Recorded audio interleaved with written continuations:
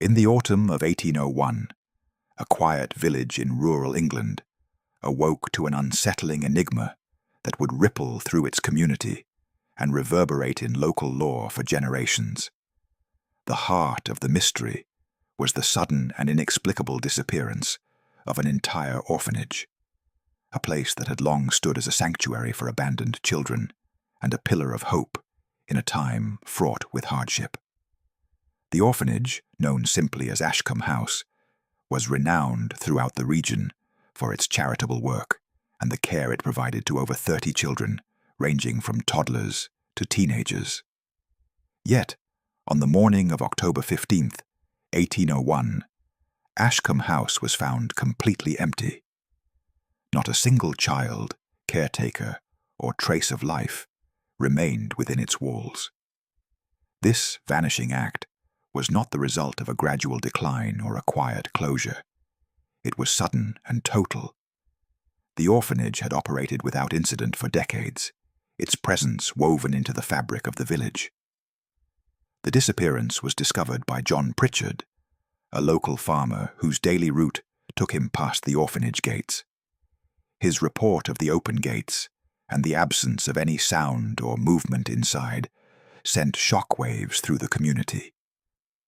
Neighbors gathered, their faces pale with confusion and fear, as they peered into the silent rooms that once echoed with laughter and cries. Doors stood ajar, beds lay untouched, and meals remained uneaten on kitchen tables. The scene was hauntingly still, as if time itself had paused within Ashcombe House. Before we continue, make sure to like and subscribe to never miss a new video. And tell me, where are you watching this video from? I love seeing all different people come together for these stories. The orphanage's sudden disappearance raised immediate questions that no one could answer. Where had the children gone? Had they been taken? Had they fled? Or had some darker force been at work? The local constable, Thomas Granger, was summoned, and his investigation began with a meticulous search of the grounds. His initial report noted the absence of any signs of forced entry or struggle. No footprints led away from the property, and the surrounding fields and woods were scoured for any clue. Yet no evidence emerged to explain the empty halls and vacant bedrooms. The village was left grasping for reason in the face of this profound mystery. Ashcombe House had been a fixture of the village since its founding in the late 18th century. Established by Lady Margaret Ashcombe, a benevolent yet enigmatic figure, the orphanage was a testament to her commitment to social welfare in a period when such institutions were few and far between. Lady Ashcombe's vision had been to create a safe haven for children who had lost their parents to disease, poverty, or misfortune. A place where they could grow, learn, and find care. Over the years, the orphanage had become a source of pride for the village, embodying hope and resilience. The daily life within Ashcombe House was described in journals and letters preserved from the era. Children attended lessons taught by the resident governess, Mary Whitfield, and participated in chores and play under the watchful eyes of caretakers. The orphanage was governed by a strict but fair regime, instilling discipline and kindness in equal measure. Despite the hardships of the time, the children were said to be well fed and clothed, their spirits nurtured amidst the challenges they faced. The community often contributed to the orphanage's upkeep, donating food, clothing, and money. It was this close-knit support that made the sudden disappearance all the more baffling. On the evening of October 14th, 1801, the orphanage functioned as it always had. Caretaker Thomas Wilkes, a trusted and long-standing member of the staff, recorded the children's bedtime routines in his journal. The youngest were tucked into their beds by 8 o'clock, while the older children were allowed to read or converse quietly until 9. Lights were extinguished promptly, and the building settled into its usual nighttime calm. No unusual disturbances or worries were noted by Wilkes. The orphanage seemed peaceful and secure. Yet by morning, that peace had been shattered. The orphanage gates stood wide open, as if inviting the world inside, but no one responded.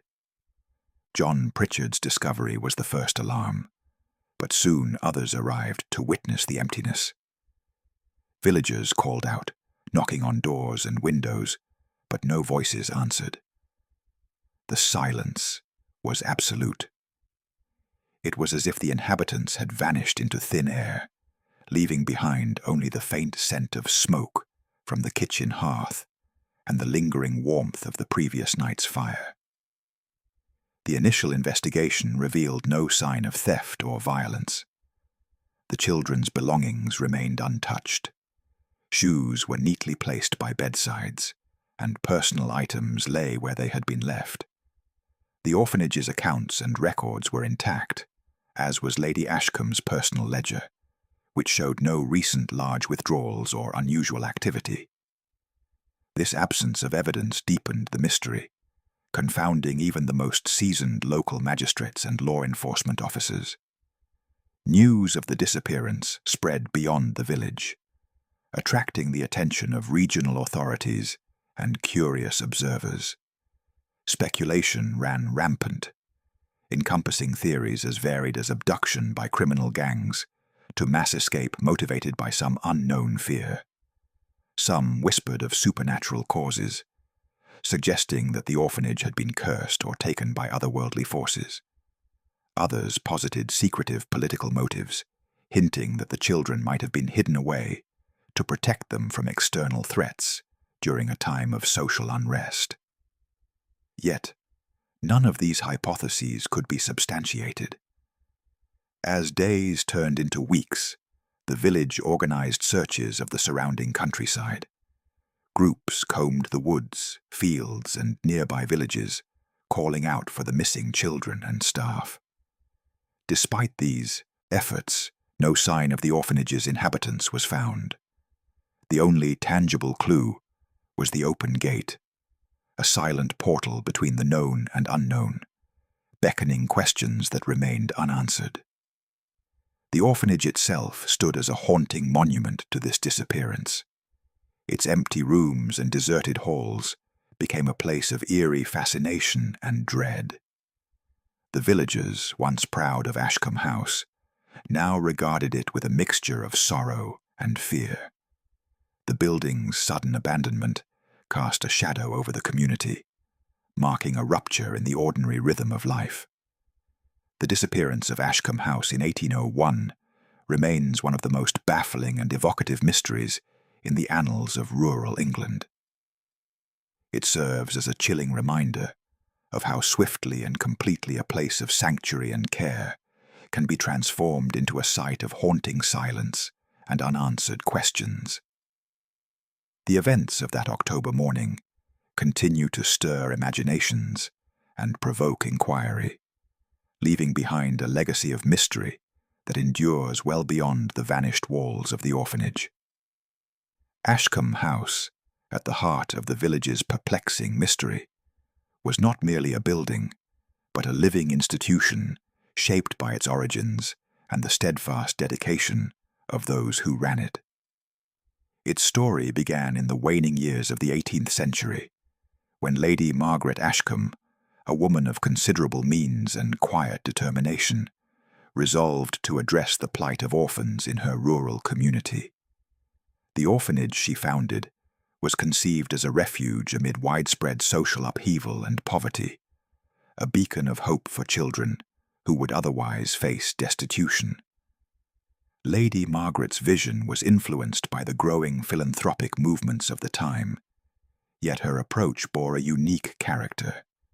She insisted on a structured environment that balanced discipline with compassion, education with care.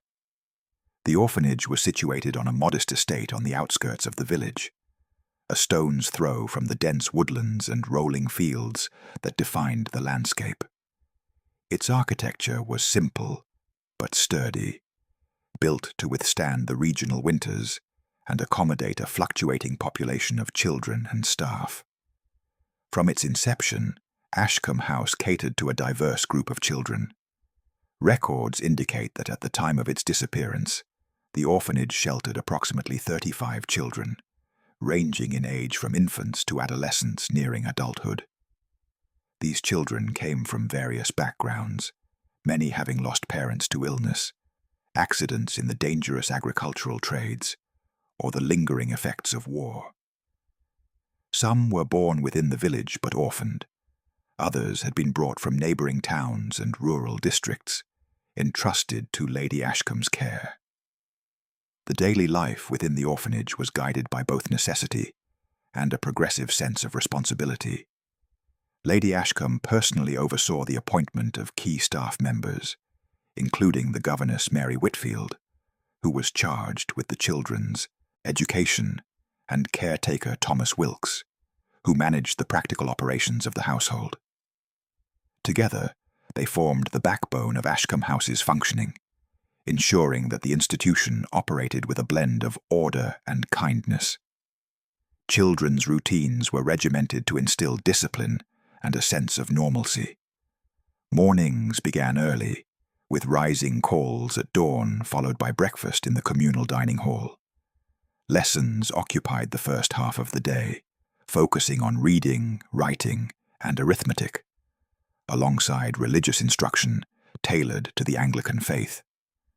Afternoons were reserved for chores, outdoor play, and skill-building activities such as sewing, carpentry, or gardening, depending on age and ability. Evenings brought family-style meals and quiet time, culminating in bedtime rituals that aimed to soothe the children to rest. The orphanage's role extended beyond mere shelter. It was a community within itself, fostering bonds among children who often viewed one another as surrogate siblings. Correspondence from former inhabitants, preserved in local archives, reveals a complex social environment marked by camaraderie, occasional conflict, and the shared experience of loss. Despite the hardships inherent in orphanhood, many expressed gratitude for the care received, crediting Ashcombe House with providing stability and education that would shape their futures.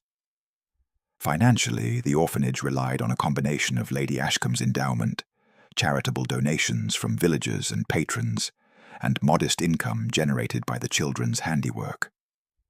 The estate maintained a small garden and orchard, the produce of which supplemented the food stores. Occasionally, local craftsmen contributed goods or services at reduced rates, recognizing the institution's vital role. Lady Ashcombe herself was known to engage in discreet fundraising efforts within aristocratic circles, though she remained largely reclusive, her motivations and personal history shrouded in some mystery. The staff of Ashcombe House shared a deep commitment to the well-being of the children, often going beyond their formal duties. Mary Whitfield, in particular, was remembered as a gentle but firm educator who took a maternal interest in the pupils, striving to prepare them for a world that was often unforgiving. Thomas Wilkes, a man of middling years with a gruff exterior, was known for his reliability and quiet kindness. Together, they maintained a delicate balance between authority and affection, necessary in managing such a diverse and vulnerable group.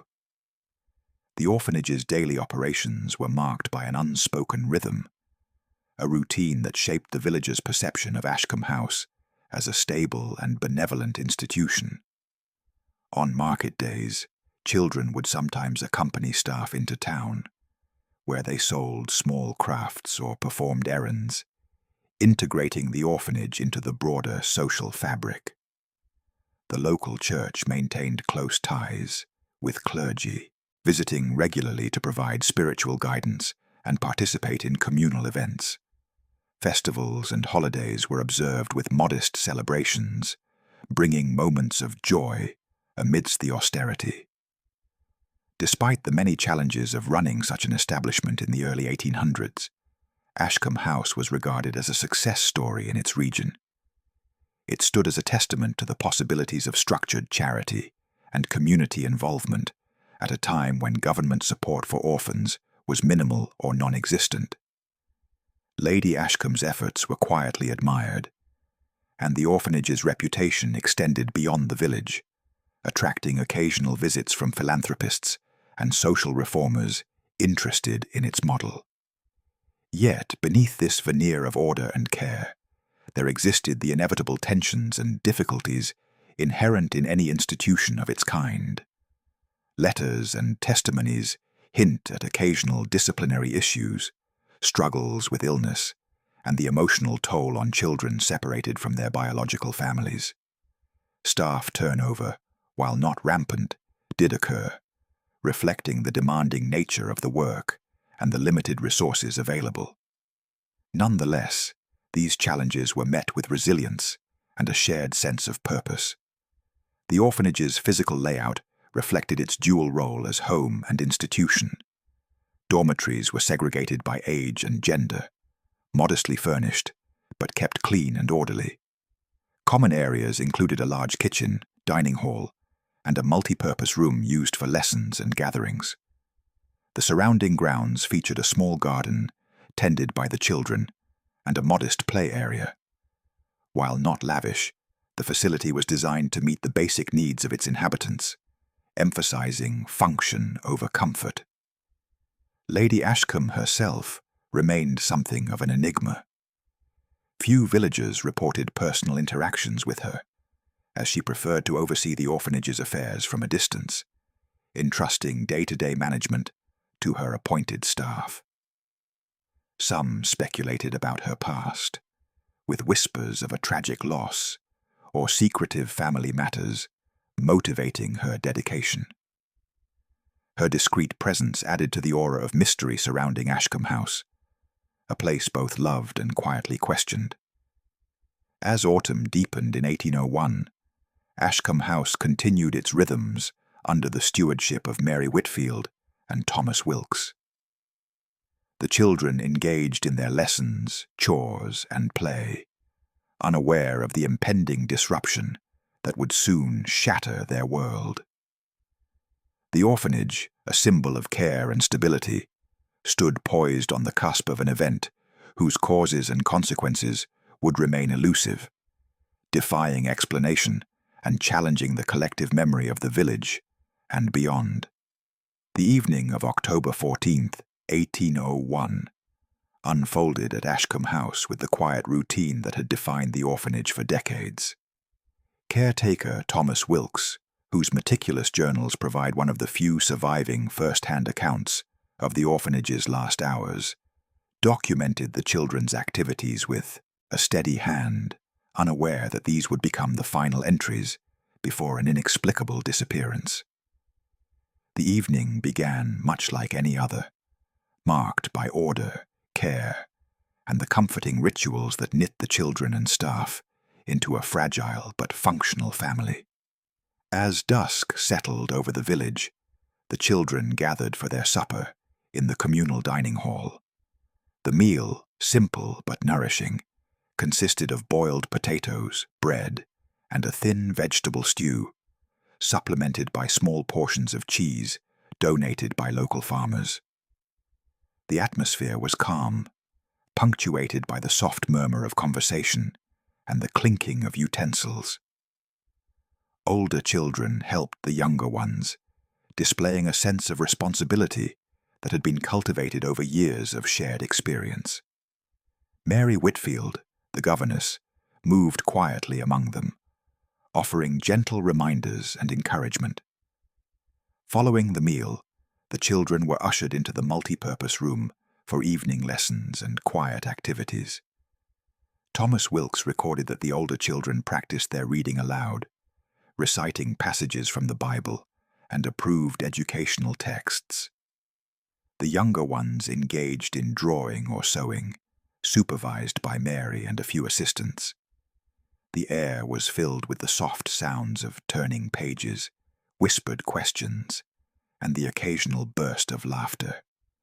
Despite the hardships they had endured, the children appeared content and engaged, their faces illuminated by candlelight.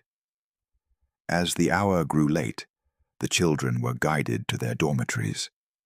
Wilkes's journal details the careful attention paid to bedtime routines.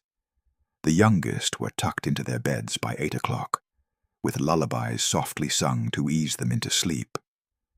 Older children were allowed a little more freedom, reading quietly by candlelight or whispering among themselves before extinguishing their lights by 9. The staff maintained vigilance, ensuring that each child was accounted for and settled, creating an atmosphere of safety and routine. Throughout the evening, no unusual events or disturbances were noted. Wilkes described the night as peaceful and undisturbed, with the orphanage settling into its usual nocturnal calm. The hearth fires were banked to keep the rooms warm through the cool autumn night, and the windows were secured against any chill wind. Staff members took turns making their rounds, checking on the children and the premises, attentive to any signs of illness or unrest.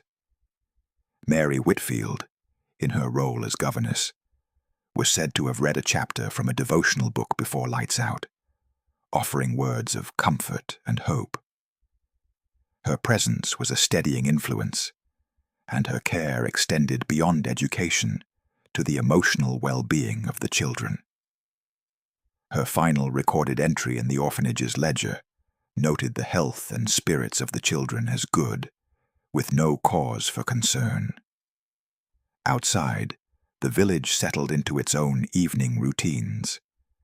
Neighbors spoke of a crisp night, with a clear sky dotted by stars and a rising moon casting pale light over the fields. There were no reports of unusual weather or disturbances in the area. The farm animals were secured in their pens, and the village street lamps were lit, casting soft glows along the cobblestone paths. It was an ordinary autumn night, unremarkable except for what would soon come to pass. The caretaker's last movements were recorded with the same precision and calm that characterized their stewardship. Thomas Wilkes noted his final rounds completed by 10 o'clock, after which he retired to his quarters within the orphanage. There were no visitors expected, and no messages or communications left by the staff. The household settled into silence, with only the gentle crackling of the hearth fires and the occasional creak of settling wood breaking the stillness. Yet beneath this calm veneer lay the seeds of the unknown. Wilkes's journal ends abruptly that night, with no indication of any disturbance or impending change. The children, staff, and the building itself appeared as they always had, embodying stability and care. It was a snapshot of normalcy that would soon be shattered, leaving behind only questions and voids. In the hours following the children's bedtime, no one from the village reported hearing unusual sounds or witnessing strange occurrences at Ashcombe House. The village constable later attested that on his routine patrol that night, he passed the orphanage without noting anything amiss. The gates were closed, windows darkened, and the building silent. It was as if the world had fallen asleep, oblivious to the disappearance that would be discovered with the dawn. The last night at Ashcombe House thus remains a haunting tableau of normalcy before the extraordinary. The recorded details offer a glimpse into a community of care and routine, underscoring the shock and mystery that would engulf the village the following morning. The children, the staff, and the institution itself were poised on the brink of vanishing from sight, leaving behind only the quiet echoes of an ordinary evening that bore the weight of an extraordinary enigma. The morning of October 15th, 1801, dawned crisp and clear over the village, its tranquility belying the storm of confusion and fear that would soon grip the community. It was John Pritchard, a local farmer known for his early morning routine, who first stumbled upon the unnerving scene that would ignite one of the most perplexing mysteries in the region's history. As he made his way along the familiar path that skirted Ashcombe House, he noticed immediately that the gates were wide open, an unusual sight given the caretaker's customary diligence in securing the premises each night. Pritchard's initial curiosity quickly turned to alarm as he approached the orphanage grounds. The usual sounds of mourning, children's laughter, footsteps, the clatter of dishes, were conspicuously absent. He called out, his voice echoing against the stone walls, but no response came. The silence was heavy and unnatural. With growing unease, he pushed open the gate further and stepped onto the grounds, his eyes scanning the windows of the orphanage, which showed no signs of movement or light. The doors to the main building stood ajar, inviting yet foreboding. Word of John Pritchard's discovery spread rapidly through the village. Neighbors and passers-by gathered at the orphanage, their faces pale with disbelief and fear. Mothers clutched their children tightly, whispering prayers, while men exchanged grim looks and urgent questions. The orphanage, once a symbol of care and sanctuary, now stood as a hollow shell, its emptiness pregnant with unanswered questions. The village constable, Thomas Granger, was promptly summoned to investigate the situation. Upon arrival, Constable Granger conducted a thorough examination of the property. His report later detailed the eerie stillness that pervaded the building. Rooms that should have been vibrant with life were deserted. Beds remained unmade. Personal belongings lay scattered as though left in haste, and meals sat untouched on kitchen tables. No signs of forced entry or struggle were apparent. The locks on external doors and windows showed no evidence of tampering, deepening the mystery of the occupant's sudden absence. The constable's initial inquiries extended to the staff quarters, where he found the caretaker's rooms similarly vacant. There was no indication that any of the adults had remained behind or been harmed. The orphanage's ledger and records were intact, with entries up to the previous evening showing no hint of distress or forewarning. Granger's investigation noted the absence of footprints or tracks leading away from the orphanage, a detail that confounded him given the number of individuals housed within. The village's reaction to this discovery was one of shock and disbelief. Many residents refused to accept the reality of the orphanage's emptiness, clinging to hope that the children and staff were merely hidden or playing a cruel trick. Others speculated about more sinister explanations, their imaginations fueled by the lack of tangible evidence. Rumors began to circulate of kidnappings, mass escapes, or worse. The local clergy offered prayers and called for calm, but even their voices could not quell the rising tide of anxiety. In the days that followed, the village organized search parties to comb the surrounding countryside. Volunteers scoured the nearby woods, fields, and neighboring hamlets, calling out for the missing children and staff. Despite these exhaustive efforts, no trace was found. The absence of footprints or any sign of passage only deepened the sense of bewilderment. Some villagers reported hearing faint, inexplicable noises near the orphanage at night, whispers, footsteps, or children's laughter. But these accounts were inconsistent and could not be verified. The orphanage itself became a focal point of fear and speculation. Its open gates and empty corridors invited both morbid curiosity and dread. Parents warned their own children to stay away, while others ventured in, drawn by the need to confront the mystery firsthand. Yet the building offered no answers, only the chilling reminder of what had been lost. The community, once bound by shared purpose and care for the vulnerable, now found itself fractured by uncertainty and suspicion. Local authorities extended their inquiries to neighboring villages and towns, seeking any information that might shed light on the disappearance. Letters were sent to magistrates and constables in the region, requesting vigilance and reports of any unusual activity or sightings. Despite these efforts, the trail remained cold. No ransom demands, no sightings of the children or staff, no signs of forced movement emerged. The case confounded officials accustomed to dealing with more straightforward crimes or accidents. The village's magistrate convened a meeting to address the crisis, gathering community leaders, clergy, and law enforcement to discuss next steps. The consensus was one of frustration and helplessness. Without evidence, the investigation could proceed only so far. The orphanage's disappearance challenged the very notions of security and trust that underpinned rural life.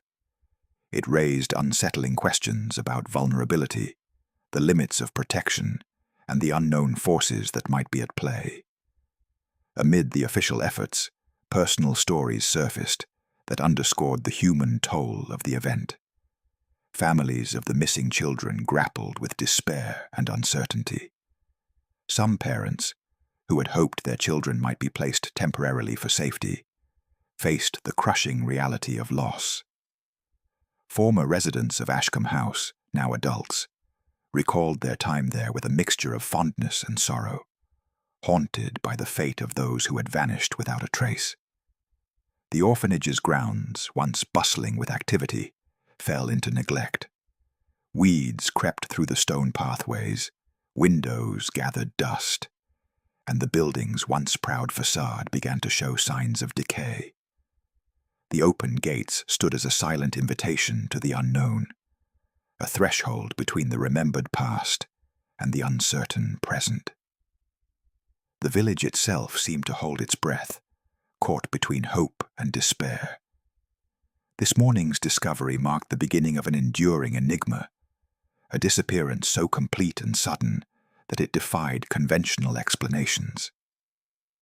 The empty Ashcombe house became a symbol of loss and mystery, casting a long shadow over the village and the surrounding countryside. Its silent corridors and vacant rooms whispered of vanished lives and unanswered questions, setting the stage for a search not only for the missing, but for understanding itself. In the wake of the unsettling discovery that Ashcombe House stood completely deserted, the village mobilized with a mixture of urgency and despair to locate the missing children and staff. The immediate response was a community-wide search, a desperate attempt to piece together what had become of those who had vanished without a trace. This collective effort, driven by a profound sense of responsibility and fear, marked the first phase of an investigation that would ultimately deepen the mystery rather than resolve it. The search parties were comprised of villagers, local farmers, and a handful of officials, all united by the common goal of finding the disappeared.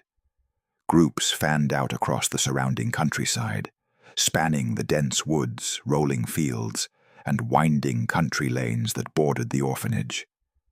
Leaders assigned specific areas to each group, ensuring that no stone would be left unturned in the hours and days that followed.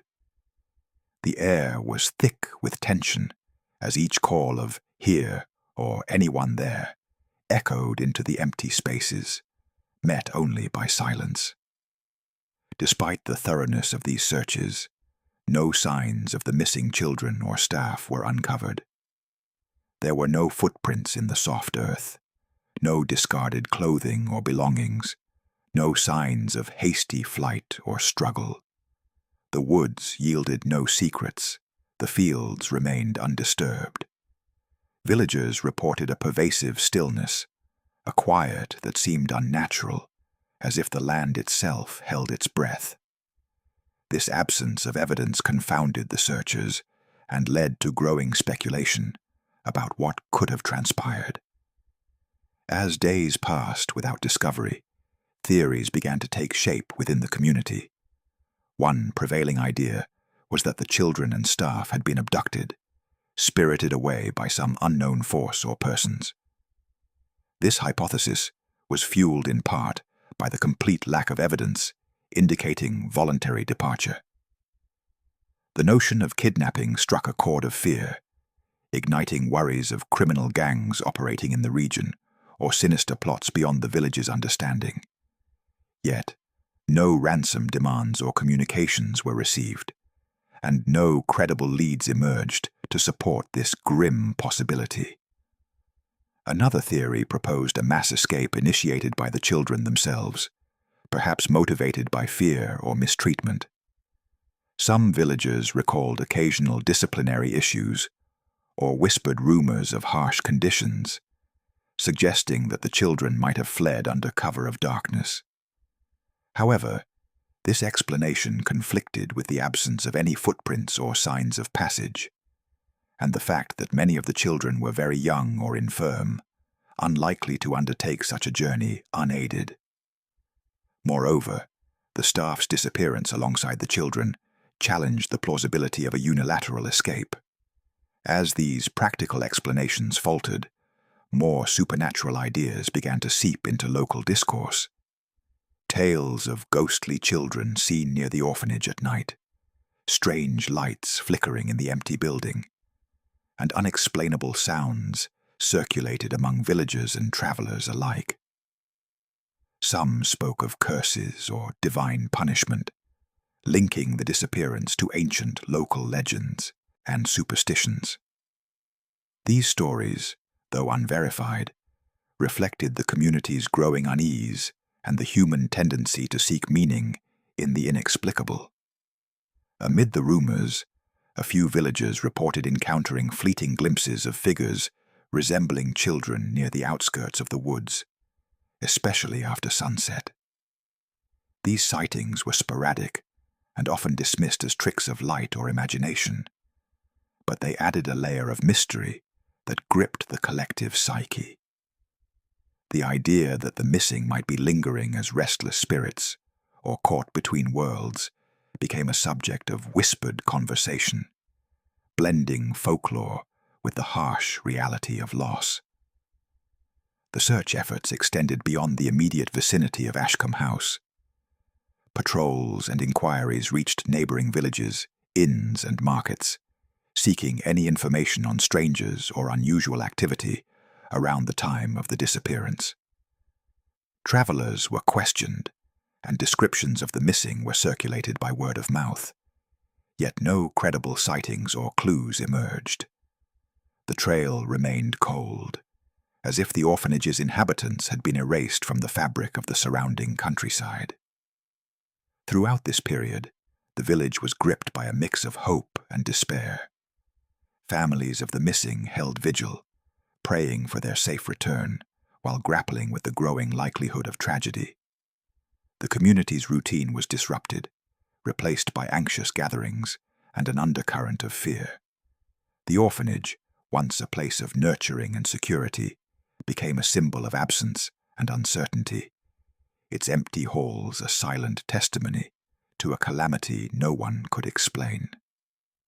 The authorities, though limited in resources and expertise, attempted to maintain order and coordinate the search and investigation. Constable Granger worked tirelessly, documenting reports and organizing patrols, but he too found himself at the mercy of a case that defied logic. His official records reflect a sense of frustration and bewilderment, noting the absence of leads and the growing rumors that complicated his efforts. During the search, some villagers proposed the existence of hidden tunnels or secret passages beneath Ashcombe House, suggesting that the occupants might have escaped or been taken through subterranean routes. This theory gained traction, partly because of the building's age and the common practice in earlier centuries of constructing such passages for safety or smuggling. Explorations were undertaken, but no such tunnels were found, leaving this line of inquiry unsubstantiated. As weeks turned into months, the initial fervor of the search waned, replaced by a somber acceptance of the unknown. The mystery of the vanished orphanage became woven into the fabric of local life, a shadow that haunted conversations and shaped the village's identity. The unanswered questions, Where had the children and caretakers gone, and why, remained suspended, inviting speculation but resisting resolution. The disappearance of Ashcombe House and its inhabitants thus entered the realm of legend, inspiring cautionary tales and ghost stories that would be told around hearths for generations. It became a symbol of vulnerability and the limits of human understanding, a reminder that even in the most familiar places, the extraordinary can unfold without warning. The search efforts, though exhaustive and heartfelt, ultimately underscored the profound mystery at the heart of the orphanage's sudden vanishing, a puzzle that would continue to captivate and confound those who sought answers. In the weeks following the disappearance of Ashcombe House's children and caretakers, the village became a fertile ground for whispered rumors and unsettling reports that blurred the lines between reality and the supernatural. What began as a desperate search gradually gave way to tales that transcended the realm of the tangible, weaving a tapestry of ghostly sightings and inexplicable phenomena that both haunted and captivated the local populace. Among the earliest and most persistent rumors were accounts of spectral children seen near the orphanage grounds after nightfall. Villagers reported glimpsing faint, shadowy figures flitting between the trees or standing silently by the empty building's windows. These apparitions were often described as translucent or glowing softly in the moonlight, their faces indistinct yet unmistakably childlike. Some witnesses claimed to hear the faint echoes of laughter or whispers carried on the night air, sounds that vanished whenever approached or called out to.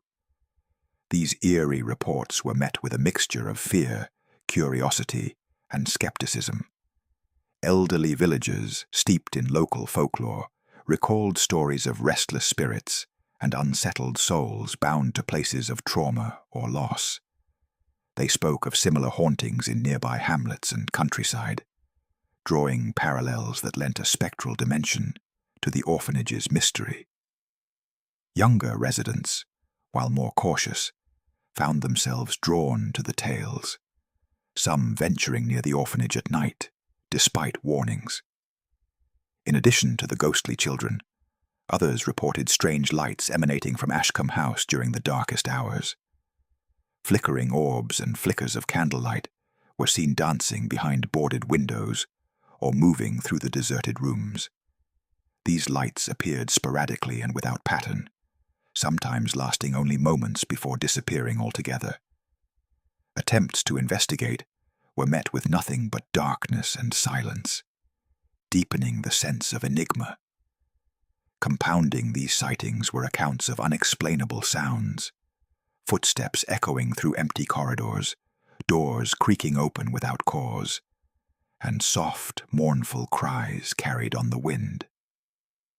Some villagers described waking to distant knocks on their doors or windows, only to find no one there. Farm animals were said to grow restless near the orphanage at night, their behavior marked by agitation and fear. These phenomena, while anecdotal, contributed to a growing atmosphere of unease. The villagers' responses to these reports varied widely. For some, the sightings were a source of genuine terror, prompting prayers, vigils, and calls for spiritual intervention. Local clergy conducted blessings of the grounds and held special services to ward off evil and provide comfort to a shaken community. Others dismissed the tales as products of grief and imagination, the mind's attempt to fill the void left by the vanished children. Still, the persistence and consistency of many accounts challenged simple explanations. Amid this atmosphere, a few individuals took it upon themselves to document and collect stories, creating informal records that preserved the evolving folklore. These accounts, passed down through letters and oral histories, reveal a community grappling with loss and the inexplicable. They reflect a human need to find meaning and connection, even when confronted with events beyond understanding. Some reports hinted at more specific phenomena. One tale spoke of a mist rising from the orphanage grounds at twilight, enveloping the area in a cold, unnatural fog that seemed to pulse with a life of its own.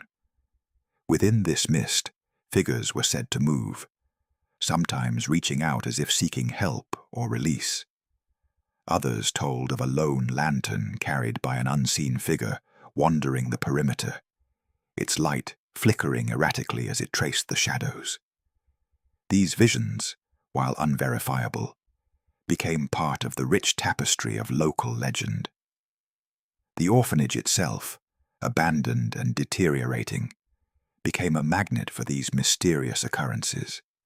Its boarded windows and locked doors seemed to contain a restless energy, as if the building itself mourned the loss it had witnessed.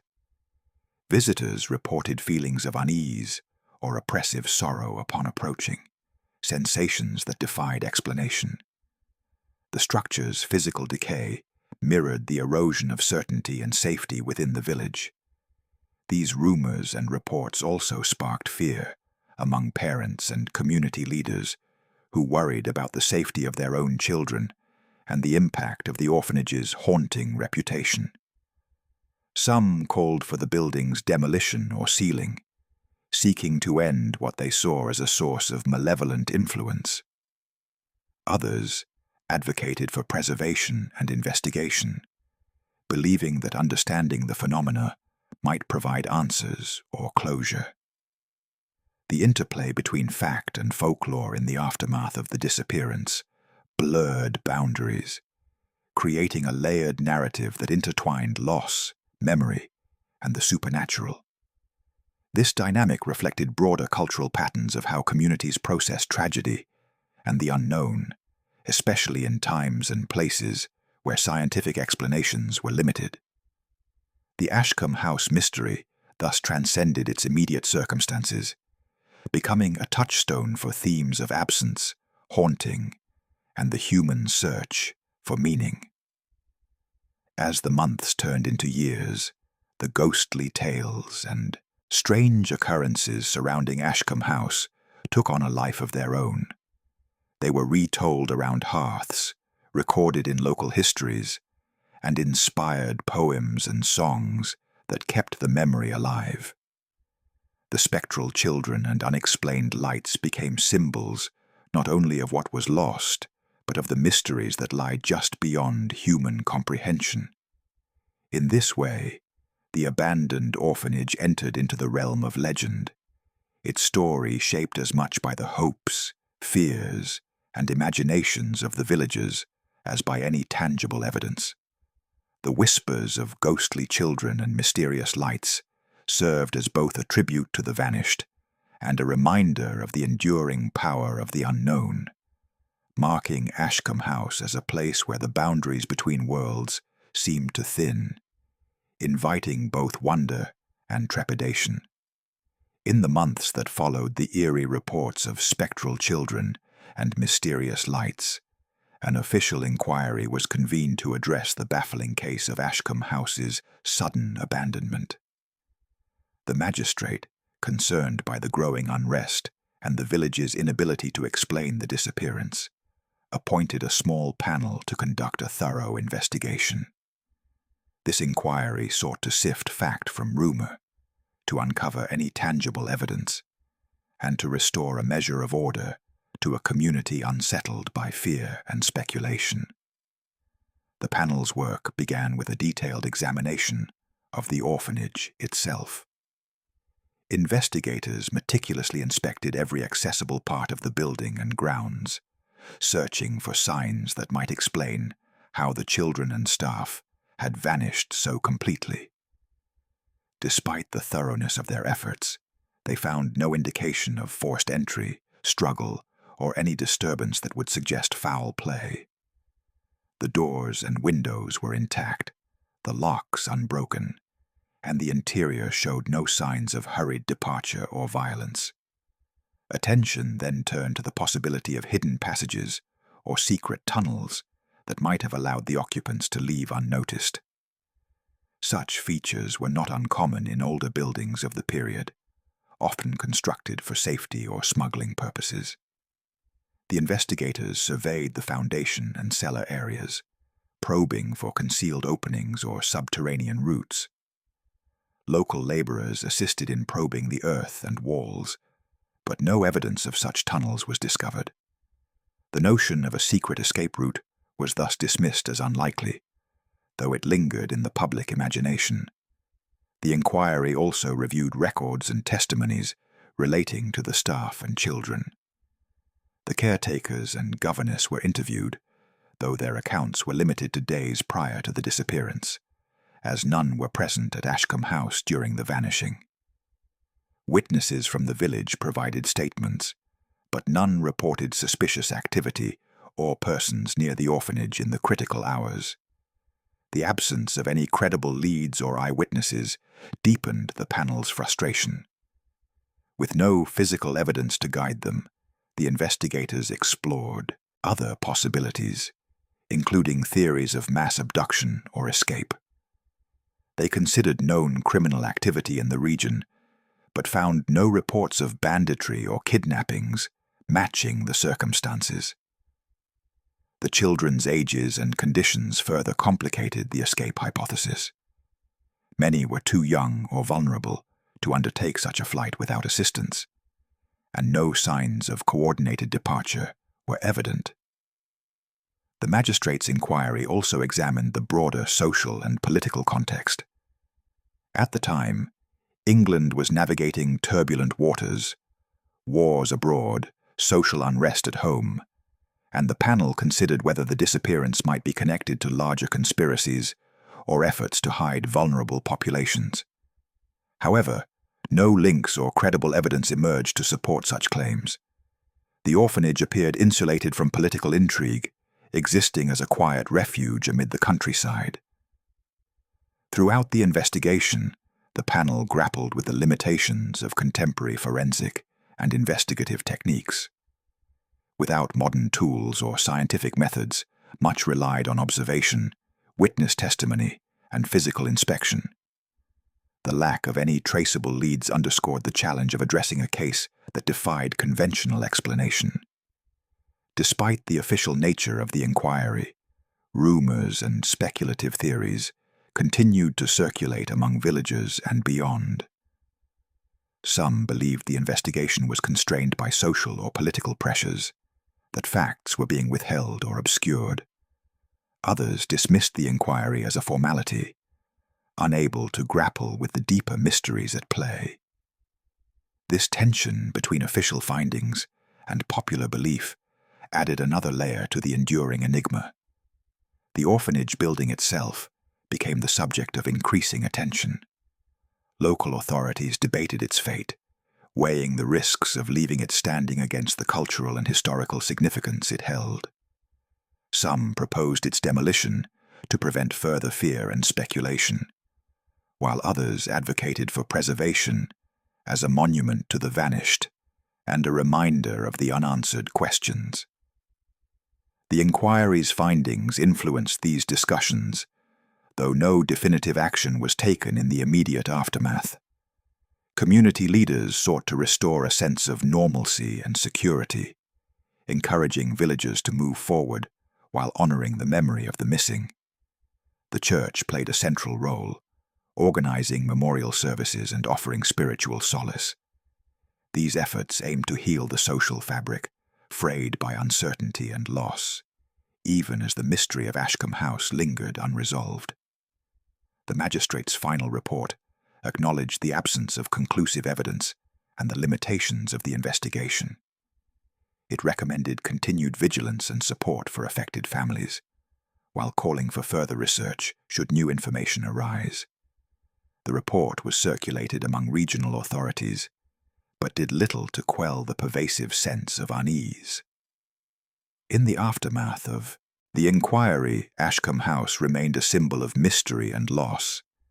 The absence of forced entry or escape routes, combined with the lack of evidence for abduction or conspiracy, left a void in the narrative that invited speculation and wonder.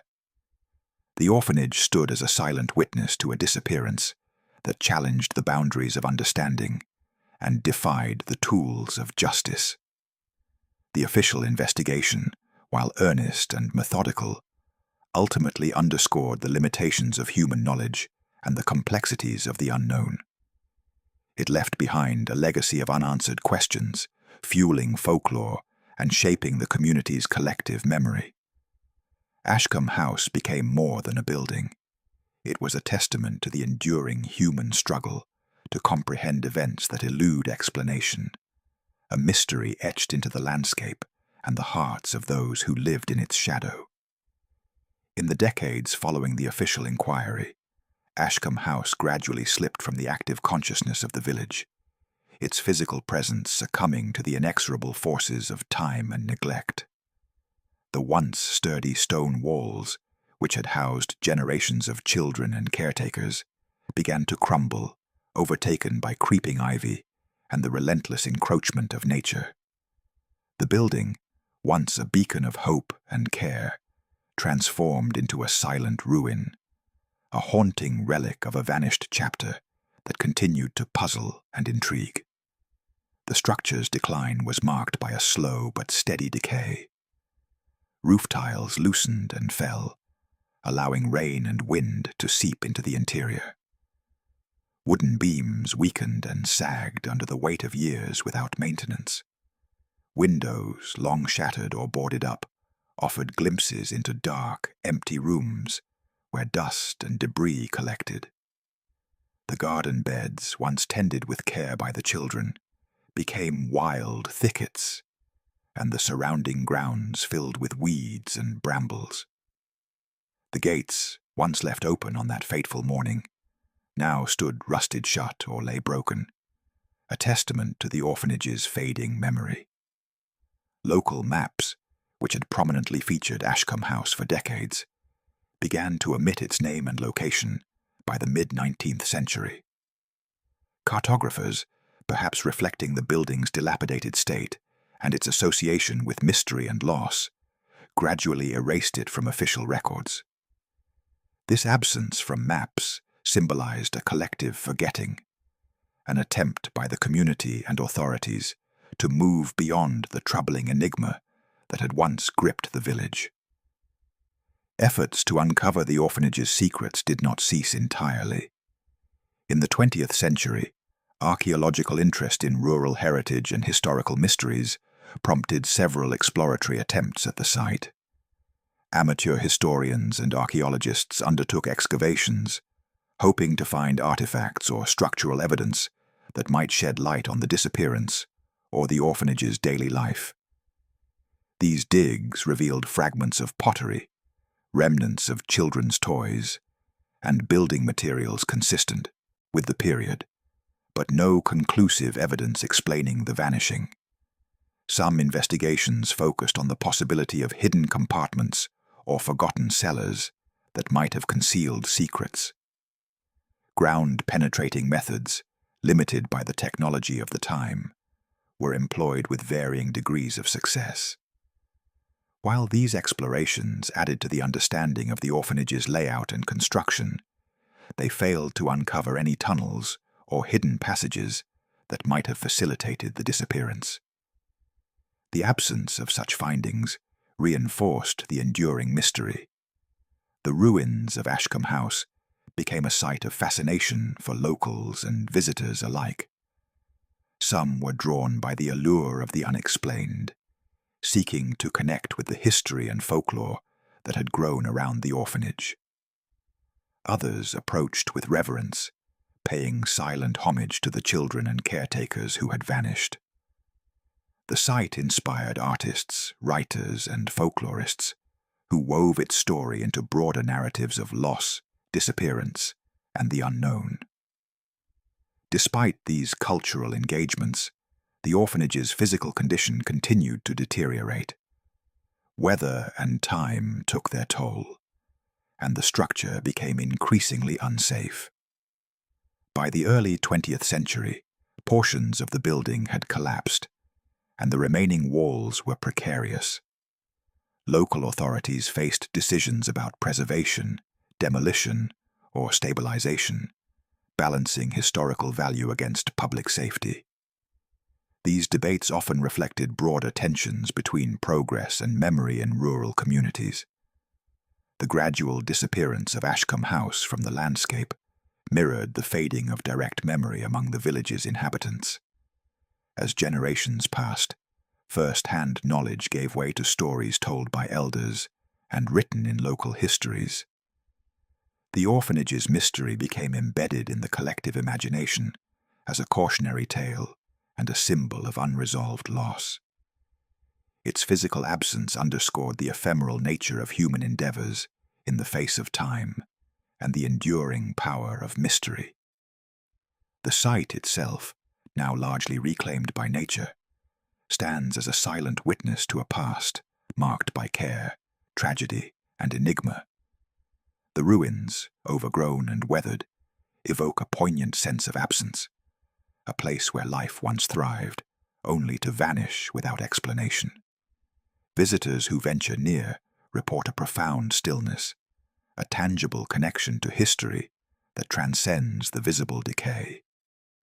In this way, Ashcombe House's fate parallels that of countless historical sites, whose stories are preserved more in memory and myth than in stone. Its disappearance from maps and the landscape does not erase its presence in the cultural and emotional fabric of the region. Instead, it invites reflection on the ways communities grapple with loss, the passage of time, and the enduring allure of the unknown. The archaeological attempts and the orphanage's physical decline have not diminished the fascination it holds. On the contrary, the absence of definitive answers has made Ashcombe House a potent symbol of mystery, an invitation to wonder, to question, and to remember. Its slow fading from the tangible world into legend highlights the fragile boundary between history and myth, between what is seen and what remains hidden. Today, the site where Ashcombe House once stood lies quiet and unassuming, marked only by subtle traces amid the wild growth. It is a place where the past lingers in the air, where the echoes of vanished lives seem to whisper through the trees. The orphanage's physical disappearance is complete, yet its story endures, carried forward by those who seek to understand, to preserve, and to honor a mystery that refuses to be forgotten. The story of Ashcombe House, with its sudden disappearance and enduring mystery, transcended the boundaries of the village to become a touchstone in local folklore and cultural memory. Over time, the orphanage's narrative evolved, inspiring tales, cautionary stories, and creative works that reflected both the community's fascination and its attempts to process the unknown. Its legacy became intertwined with themes of loss, vulnerability, and the spectral presence of the past. In the decades following the disappearance, storytellers wove the orphanage's fate into ghost stories, told around hearths and in village inns. The spectral children, reported in whispered sightings near the ruins, became central figures in these narratives, symbols of innocence lost and unresolved grief. Tales of ghostly laughter mingling with the wind, flickering lights in the night, and mysterious footsteps on abandoned grounds captured imaginations and fueled local superstition. These stories served multiple purposes within the community. For some, they were expressions of genuine belief, attempts to connect with and honor the vanished souls of Ashcombe House. For others, they functioned as cautionary tales, warning of the dangers of neglect, abandonment, or the unseen forces that might claim the vulnerable. The orphanage's story became a moral lesson embedded in collective consciousness, shaping attitudes toward children's welfare and community responsibility. The cultural resonance of Ashcombe House extended beyond oral tradition. Local poets and writers found inspiration in the story, crafting works that explored its emotional and symbolic dimensions. Poems lamented the lost children and the silent halls, evoking a sense of yearning and the fragility of human endeavors. Fictionalized accounts, blending fact and imagination, expanded the narrative into broader themes of disappearance and the supernatural, contributing to a rich literary legacy connected to the site. The orphanage's mystery also influenced the development of disappearance narratives within English folklore. It became a reference point for later cases involving unexplained vanishings, shaping public perception and investigative approaches. The story underscored the tensions between rational explanation and the allure of the uncanny, highlighting how communities grapple with events that defy understanding. In addition, Ashcombe House's tale contributed to evolving conversations about child welfare and institutional care. While the orphanage had been regarded as a model of its time, its abrupt abandonment raised questions about oversight, protection, and vulnerability. These concerns echoed in broader social reforms emerging in the 19th century, as societies increasingly sought to regulate and improve the conditions of orphanages and similar institutions. The site's association with mystery and the supernatural attracted visitors and curiosity seekers, turning Ashcombe House into a local landmark of sorts. Travelers interested in the paranormal or historical enigmas included the orphanage in their itineraries, drawn by stories of hauntings and vanished lives. This influx influenced local economies and attitudes, blending tourism with a reverence for the site's somber history. Folklorists and historians documented the evolving narratives surrounding Ashcombe House, recognizing its significance as a case study in the interplay between history, memory, and myth. Their work preserved the diverse accounts and interpretations, ensuring that the orphanage's story remained accessible to future generations. These scholarly efforts highlighted the orphanage's role in illustrating how communities construct meaning around tragedy and the unknown. The cultural impact of Ashcombe House also extended to educational contexts. Schools and local organizations incorporated the story into curricula and public programs, using it to explore themes of history, social change, and the complexities of human experience. The orphanage's narrative became a tool for fostering empathy and critical thinking, encouraging reflection on the past's influence on present and future. Throughout these cultural expressions, the orphanage's disappearance retained its enigmatic core.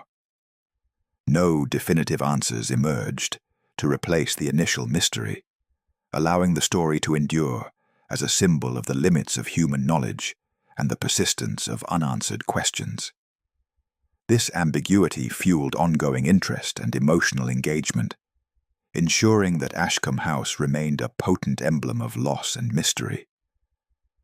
The legacy of Ashcombe House thus embodies the intertwining of fact and fiction, history and myth, reality and imagination.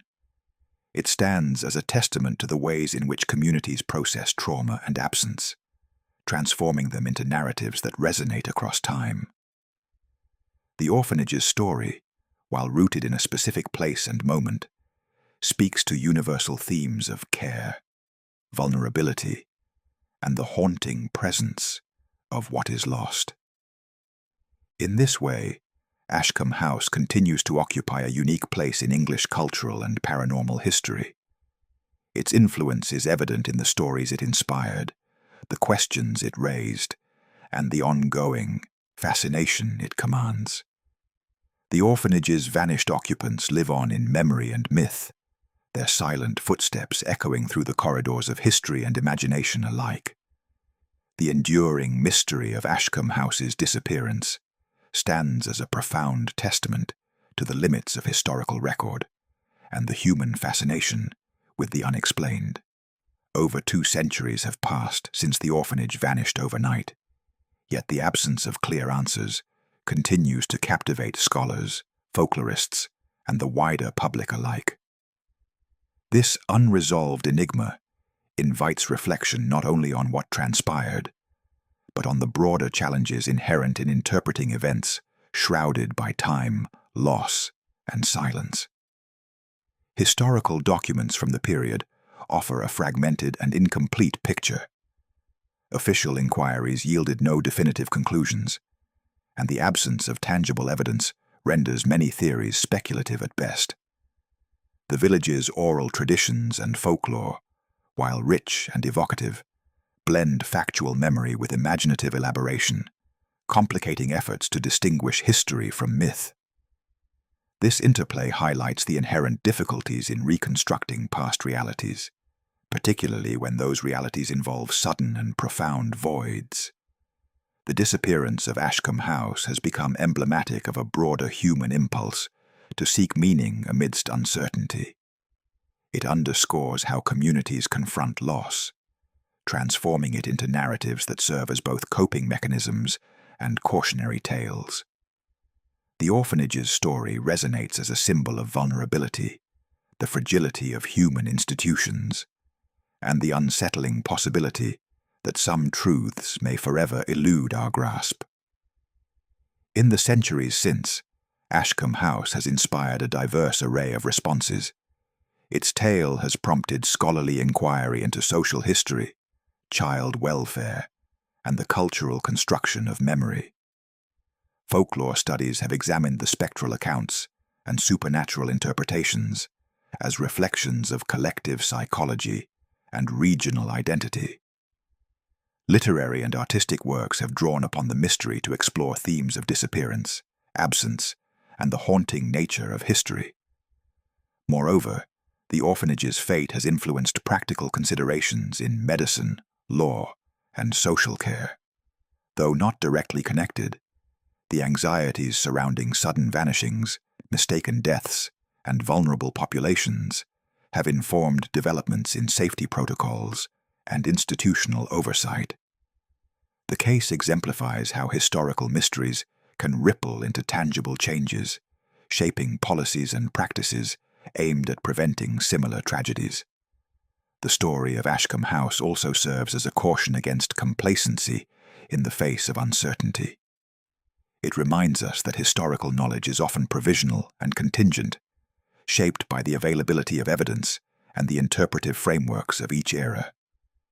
The orphanage's vanishing challenges assumptions about security, governance, and community responsibility, urging continual vigilance and empathy. Importantly, Ashcombe House's legacy is not solely one of loss and mystery, but also of remembrance and resilience. The community's ongoing engagement with the story, through preservation of records, retelling of tales, and cultural commemoration, reflects a commitment to honoring those who disappeared and to acknowledging the enduring impact of absence. This dynamic interplay between forgetting and remembering enriches our understanding of history as a living, contested process. The orphanage's narrative continues to invite inquiry and imagination. Each generation brings new perspectives, questions, and methods to bear on the mystery, ensuring that Ashcombe House remains a site of active engagement rather than static closure. Its story challenges us to embrace complexity, to tolerate ambiguity, and to recognize the profound human need to connect with past lives and events, even when definitive answers remain elusive. Ultimately, the vanished orphanage stands as a powerful symbol, a physical absence that resonates with emotional and intellectual presence. It embodies the universal tension between what is known and what remains hidden, between memory and oblivion. Ashcombe House's silence speaks volumes, inviting us to contemplate not only the specific tragedy it represents, but also the broader mysteries of existence, loss, and the passage of time.